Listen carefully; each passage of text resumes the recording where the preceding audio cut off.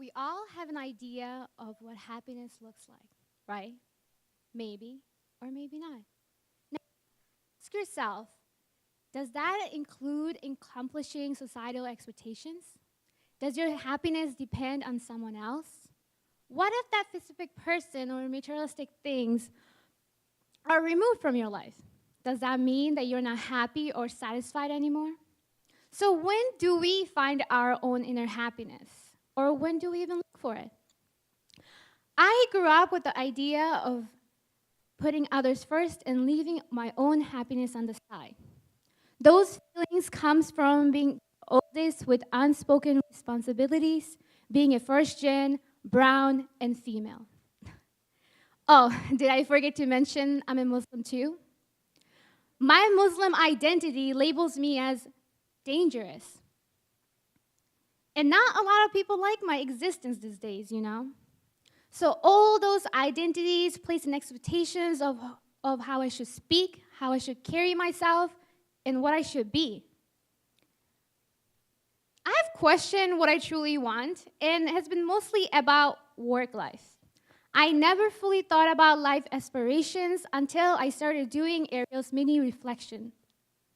When I wrote my reflections for Life View, I was shocked to see how much of myself that I was giving up. I wasn't living for myself, I was living for my parents' happiness, trying to be the ideal daughter who can balance her Bengali culture with her American culture and her religion. I was living for a society that wanted to break me down in every form. So yes, they do come with few baggages, but they also create a strong, resilient woman.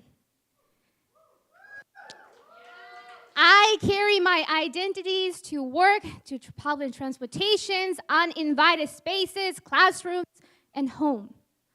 While I carry them, I also embrace them. They turn me into food critic. I love my spices. My two cultures open doors to two different worlds. My religion teaches me to be humble and to reflect on my surroundings. So yes, while reflection is a big part of me, my small mini reflection paper shaped the rest of my program experience. I was sick of trying to fit my life into the requirement of a decent human being for different groups of people. So I said, screw it.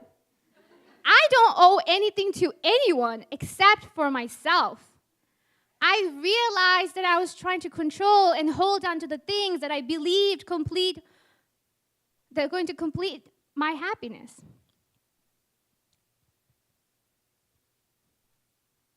I tell myself not to depend my inner happiness on anyone or things. I tell myself to love people wholeheartedly and not to expect someone else to complete my happiness. According to designing your lives, you get to live multiple lives with one life. And like my mentors at Freedom House always says, control your narrative. So let's live them on our own terms. And don't forget that y'all are one hell of a cookie. So I hope that you and I live each day striving to better ourselves and find that one little source of happiness every day. And always ask yourself, who is going to make you happy? You. Thank you.